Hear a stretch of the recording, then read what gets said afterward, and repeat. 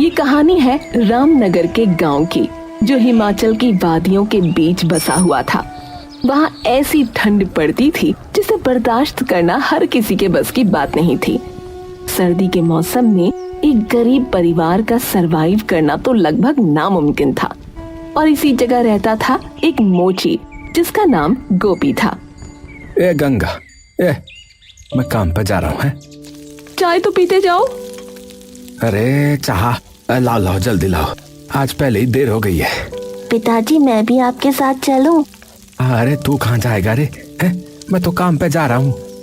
मुझे भी आपकी तरह जूतों की मरम्मत करनी है। हे भगवान, कैसी बातें कर रहा है तू? सारी दुनिया जहान बड़ा आदमी बनने का सपना देखती है और तू अपने बाप की तरह मोची बनना चाहता है। अरे गंगा, ये चंदन अभी छोटा है, उम्र के साथ समझ जाएगा। ठीक है? ये सब तुम्हारी वजह से है। तुम अमीर होते तो ये सब ना होता। वैसे भी सर्दियाँ आ गई हैं, गरीबी का असली मजा तो अब आना शुरू होगा, क्योंकि बर्फबारी शुरू होने लगी है। फिलहाल अब जाओ यहाँ से, इससे पहले कि मुझे और गुस्सा आ जाए। अरे ठीक है बाबा, जा रहा हूँ। गंगा हमेशा गोपी को उसकी गरीबी का ताना देती रहती थी, पर गोपी बहुत सीधा था। वो उससे कुछ नहीं कहता था, लेकिन उसकी दिक्कत बस यहीं तक नहीं थी। वो जब बाहर निकलता था तो उसके साथ उसकी कथित तौर पर छोटी जाति की वजह से भेदभाव भी होता था। जूते चप्पल की मरम्मत करवा लो भाई साहब।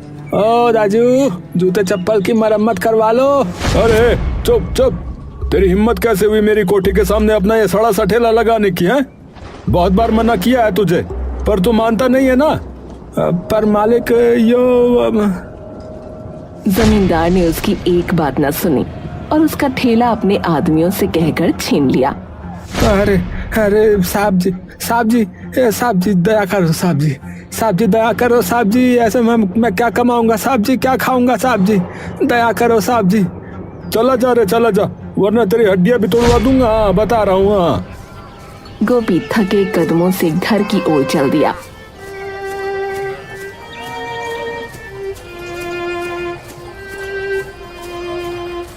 आसमान से रुई जैसी बर्फ धीरे धीरे गिर रही थी। उसकी फटी चप्पलों में बर्फ घुसकर पैरों को सुन्न कर रही थी और उसके दिल में जलती हुई आग उसे ठंड महसूस नहीं होने दे रही थी। ए भगवान, मैंने किसी का क्या ही बिगाड़ा था? मैं तो बस मेहनत ही करता हूँ, फिर भी सब मेरे दुश्मन क्यों हो रहे हैं? उसकी आंखों के कोने भीग चुके थे। वो धीरे धीरे अपने छोटे से टूटे झोपड़े की ओर बढ़ा। झोपड़ी से धुआं नहीं उठ रहा था, मतलब चूल्हा ठंडा था। अंदर घुसते ही गंगा की झल्लाहट सुनाई दी। इतनी जल्दी क्यों आ गए? सर्दी में यूं बाहर मरे घूम रहे हो? कुछ काम धंधा हुआ कि फिर वही बहाने? गंगा, आज तो मेरा ठेला ही चला गया है। क्या? ठेला चला गया? किसने लिया? अरे वही जमींदार ने लिया। कहता है उसकी कोठी के सामने नीच लोग जो है ना, वो ठेला नहीं लगा सकते। उसके आदमियों ने सब उठा लिया है। क्या कह रहे हो तुम? किस हक से उसने तुम्हारा ठेला छीना? क्या वो भगवान है? जाओ जाकर पुलिस में शिकायत करो। अरे गंगा, पुलिस हमारी नहीं सुनती है। जमींदार के आदमी जो है ना वहां तक बैठे हैं, उल्टा हमें ही जेल में डाल देंगे वो। अरे तो अब क्या करेंगे? घर में आटा नहीं, दाल नहीं। चंदन 2 दिन से सूखी रोटी खा रहा है। मैं तो सह लूंगी भूख, पर तुम बताओ बच्चे को क्या खिलाऊं? क्या उसका भी पेट काट दूं? अरे अब भगवान जो करेंगे वो अच्छा ही करेंगे। तू परेशान मत हो गंगा, परेशान मत हो। अच्छा करेगा? हर बार यही बोलते हो। भगवान अगर अच्छा करता तो आज हमारे सर पर पक्की छत होती, न कि टपकती हुई झोपड़ी। गंगा की बातों में दर्द था, पर तानों का जहर भी। गोपी उसके शब्दों में छिपे दर्द को समझता था, पर जवाब देने की ताकत उसमें नहीं थी। वो बस एक टूटी सांस भरकर बोला, देख गंगा, कल से मैं जो है ना, मैं जंगल जा रहा हूँ। लकड़ियाँ जमा करके लाऊंगा, ठीक है? उन्हें बेचेंगे ना तो कुछ पैसे वैसे आ जाए, चूल्हा भी जल जाएगा और शायद जो है 2 वक्त की रोटी भी मिल जाए। और राशन वो कहाँ से लाओगे? चलो ठीक है, वो जो है ना सेठ मूलचंद, उनके पास जाता हूँ, शायद दे दे उधार। वो सेठ वही जो हर बार ताना मारता है। खैर जाओ कोशिश कर लो। गोपी ने अपनी फटी हुई कमीज का बटन बंद किया, फटे जूतों को खींचा और सेठ मूलचंद की दुकान की ओर चल पड़ा।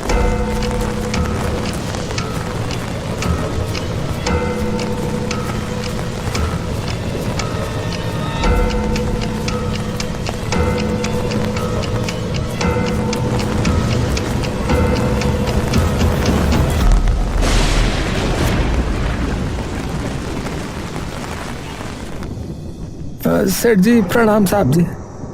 ओहो गोपी मोची, जरा दूर रहकर ही बात कर रहा मुझसे। बोल क्या काम है रे, क्या है?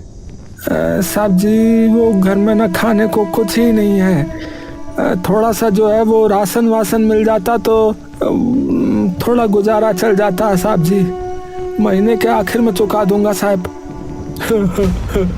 अरे उधार तुम जैसे लोग तो जो है बस भगवान भरोसे रहते हैं रे हैं? लेकिन चलो कोई नहीं कोई नहीं, एक शर्त पे दूंगा। हाँ एक शर्त पे।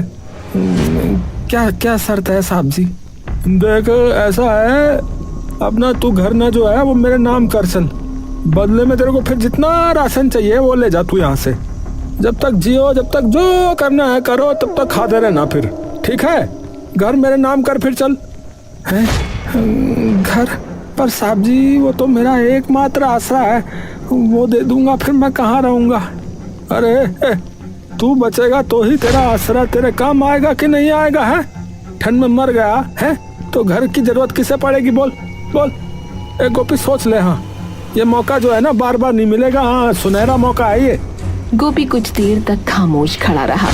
उसकी आंखों के सामने गंगा और चंदन का चेहरा घूम रहा था।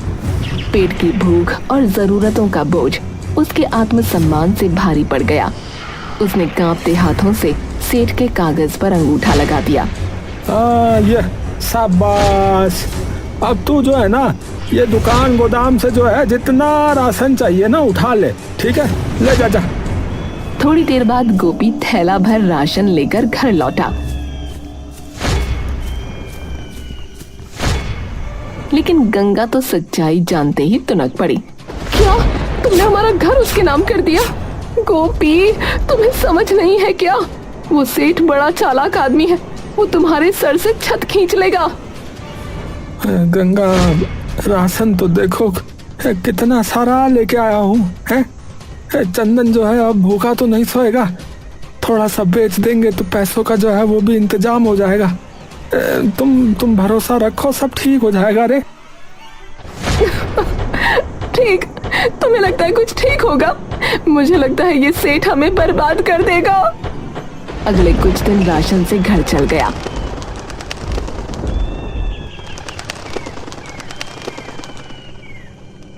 फिर एक सुबह गोपी ने सोचा जो कुछ बचा है बाकी भी ले आऊं, ताकि सर्दियों की असली मार से कुछ राहत रहे।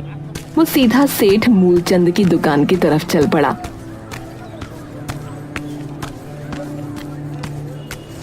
अरे साहब नमस्कार नमस्कार। उस दिन के लिए बहुत आभारी हूँ, आपने राशन दिया। साहब अगर थोड़ा और राशन मिल जाता तो थोड़ा और दया हो जाती, घर में जो है कुछ नहीं बचा है।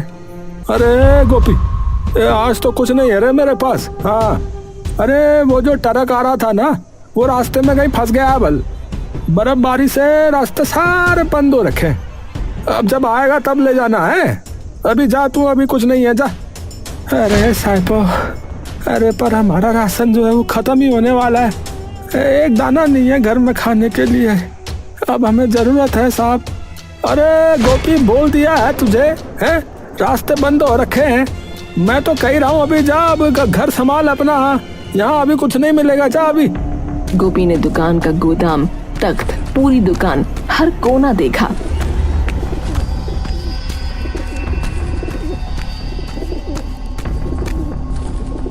सचमुच राशन कहीं नहीं था। उसकी आंखें झुक गईं। वो उदास और भारी मन से लौट पड़ा।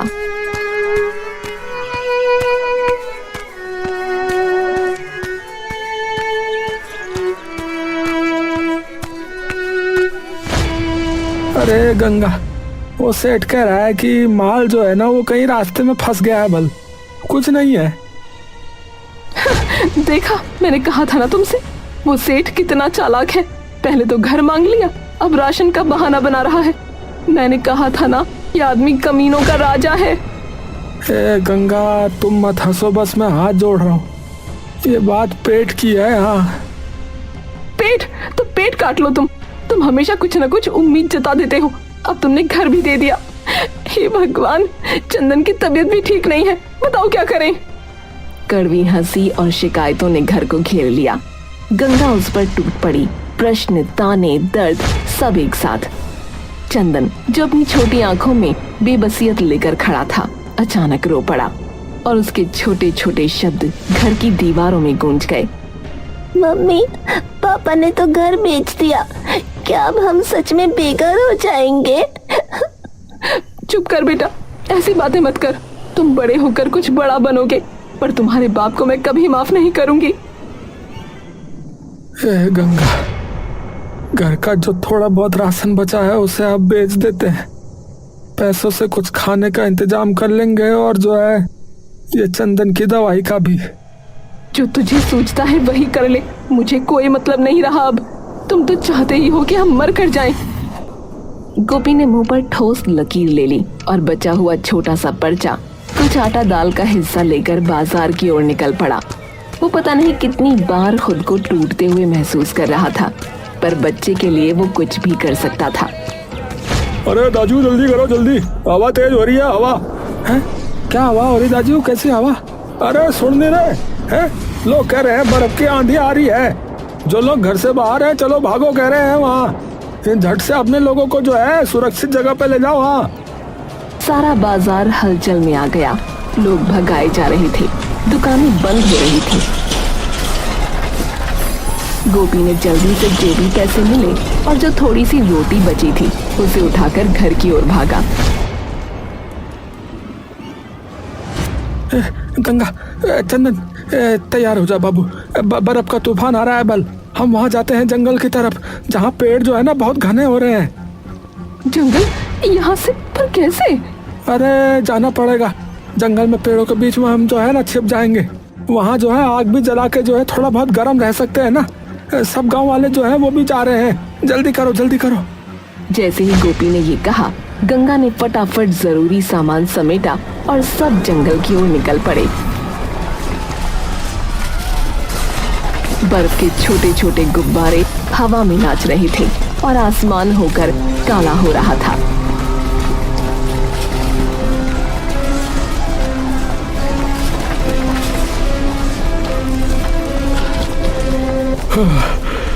जा, जल्दी चलो रे गोपी।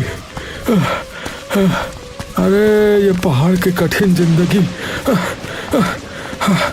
बुढ़ापे में सांस चढ़ रही है मेरे को। ओ भगवान, हमारी जिंदगी अचानक ही कितनी नाजुक हो गई। लोगों का छोटा सा काफिला जंगल की ओर बढ़ा। हर किसी के चेहरे पर डर, पर दिल में एक उम्मीद, कहीं तो गर्मी मिल जाएगी। गोपी ने मुड़कर देखा, सब कुछ बर्बाद हो चुका था। वो लोग जंगल में जाकर सो गए।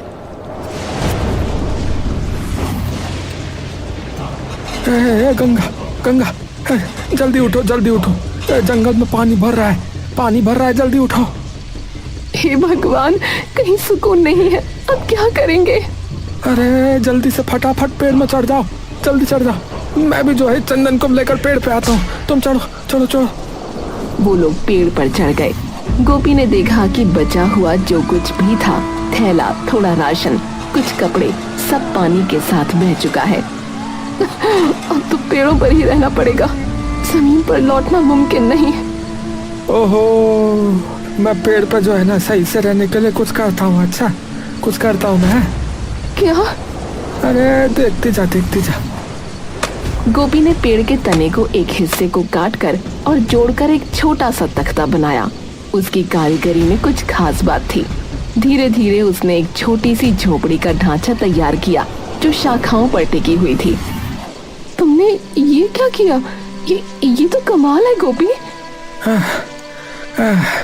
अरे बस ये छोटी सी झोपड़ी बन गई, हवा और पानी से बचने के लिए है, पर अभी इसमें एक कमी है रे।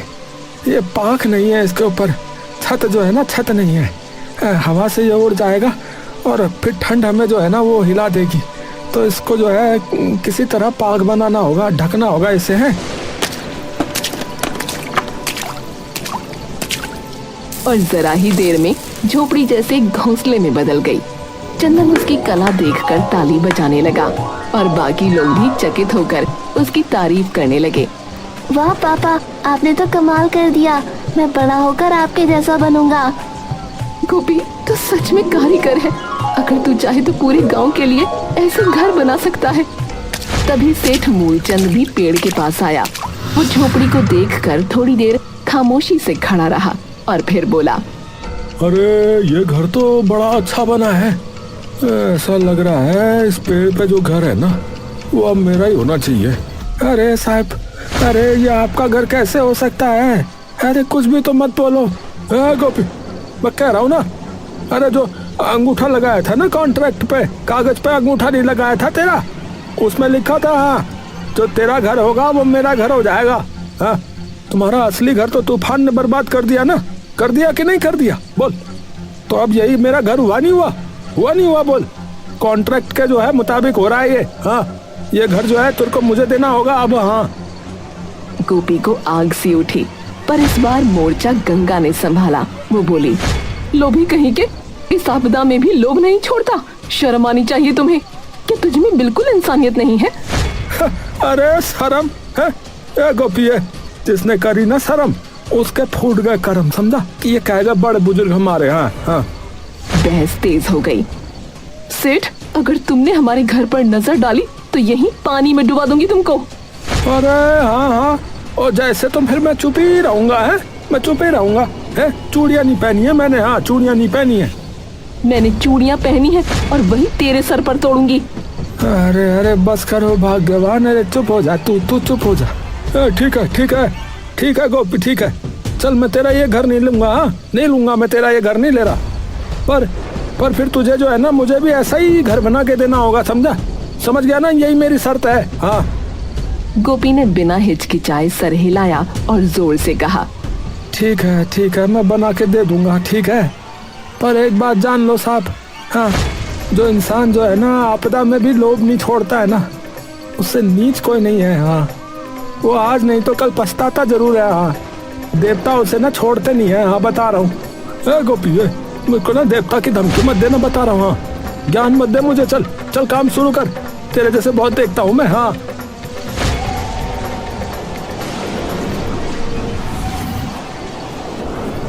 गोपी ने पेड़ के तने पर फिर से कुल्हाड़ी मारी। हवा में लकड़ी की खुशबू घुल गई थी। ठंड अब भी थी, लेकिन उसके पसीने से कपड़े गीले हो रहे थे। चारों तरफ सन्नाटा था, सिर्फ कुल्हाड़ी की टक टक टक की आवाज। तभी वो सेठ से बोला, सेठ, अगर कल को ये तूफान थम गया ना तो तू मेरा असली घर मुझसे नहीं मांगेगा, बता रहा हूँ मैं। हाँ, वो मेरा ही रहेगा अब। हाँ, ठीक है, फिर ठीक है, मैंने कह दिया है। हाँ, लेकिन फिर मेरी एक शर्त है। हाँ, शर्त है मेरा घर जो है 3 मंजिला होना चाहिए, समझ गया? 3 मंजिला बनेगा। हाँ, वो भी ऐसा कि दूर से चमके। समझा नहीं समझा तू? है, मैं कोई आम आदमी नहीं हूँ, समझा? मैं सेठ हूँ, सेठ, समझा? अरे जो हुकुम मालिक, जो हुकुम साहब। गोपी दिन रात काम में लगा रहा। लकड़ी काटी, बेलों को जोड़ा, शाखाओं से फर्श बनाया। उसकी हथेलियां फट चुकी थीं, लेकिन हौसला कम नहीं था। गंगा और चंदन भी उसे देख रहे थे। अम्मा, बाबू तो जैसे कोई जादूगर लग रहे हैं। हाँ बेटा, गरीब के हाथों में मेहनत का जादू ही तो होता है। मैंने ही बस कभी नहीं समझा। आखिर वो दिन आया जब 3 मंजिला लकड़ी का घर बनकर खड़ा हुआ। पूरा जंगल उस घर को देखकर दंग रह गया। ओ जा मेरी बाबा, अब हुई ना बात ये। अब तो कोई राजा भी देखेगा ना, वो भी जल जाएगा। हाँ, इतना बढ़िया हो गया ये तो। अरे साहब, अभी घर पूरा नहीं हुआ है, इसे जो है पेड़ की छाल से ढकना होगा, नहीं तो जो है खराब हो जाएगा। बारिश हवा अंदर आएगी और बर्फ भी अंदर आएगी तो ये फिर ठीक नहीं होगा ये साहब। नहीं रे गोपी, नहीं, मेरा घर किसी चिड़िया के घोंसले के जैसा थोड़ी दिखेगा है। सेठ जी हूँ मैं यहाँ का। हाँ, ऐसा ही ठीक लग रहा है मुझे ये। हाँ ऐसा ही ठीक है ये, रहने दे, कुछ नहीं होगा, कहीं नहीं जा रहा है ये घर, बढ़िया हो गया। गोपी ने सेठ को समझाने की कोशिश की लेकिन वो नहीं माना। इसके बाद गांव वालों के कहने पर गोपी ने सबके लिए छोटे छोटे घर बनाए। हर घर को उसने पेड़ की छाल से ढक दिया। ओ जा, जिसे हमने नीच समझा वही तो असली उस्ताद निकला रे। रात गहराने लगी, हवा फिर से तेज हुई। अचानक तेज बारिश शुरू हो गई और बिजली ने जंगल को रोशन कर दिया। गांव वालों के छोटे घर मजबूत थे, छाल से ढके हुए, तो उनमें सिर्फ हल्की सरसराहट हो रही थी। लेकिन सेठ का 3 मंजिला घर हिलने लगा, दीवारें कांपने लगीं। अरे जाओ भगवान, अरे ये क्या हो गया? अरे इतनी ठंडी हवा कैसे चल रही है ये? अरे ये क्या उखड़ गया? अरे यहीं से हवा घुस रही है। अरे इतना जाड़ा हो रहा है, इतनी सर्दी में तो मैं मर ही जाऊंगा रे। अरे कोई तो बचाओ रे। छत का एक टुकड़ा उखड़ गया, हवा सीधा अंदर घुस आई। अरे गोपिया, कहाँ गया रे? अरे कोई तो बचाओ मुझे। गांव वालों ने आवाज सुनी लेकिन सब चुप रहे। सेठ जैसे तैसे बाहर निकला, भीगा हुआ, थर थर कांपता हुआ। गोपी, अरे मुझे अपने घर में जगह दे, मैं ठंड में मर जाऊंगा रे। अरे बहुत जाड़ा हूँ मेरी।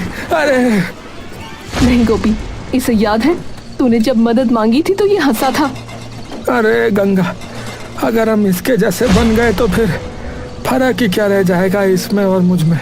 है फर्क ही क्या रहेगा बोल? अरे जल्दी जल्दी अंदर आजा सेठ, जल्दी अंदर आजा, बाहर बहुत जाड़ा हो रहा है। अरे गोपी, अरे तू बहुत बड़ा आदमी निकला रे, बहुत बड़ा आदमी निकला है तू। जी रहे, मैंने तेरे साथ बहुत बुरा किया, पर तूने जो है मेरी जान बचा ली रे। अरे देखा गंगा, इसी को कहते हैं भगवान की लीला है। कभी कभी तूफान जो है वो घर को नहीं है बल्कि इंसान को बदलने आते हैं। हाँ समझ गए सेठ जी? हाँ मानते हो ना इस बात को? यही होता है। सेठ की आंखें भर आईं। अब सेठ सुधर चुका था और फिर अगली सुबह से मौसम सुहावना होने लगा।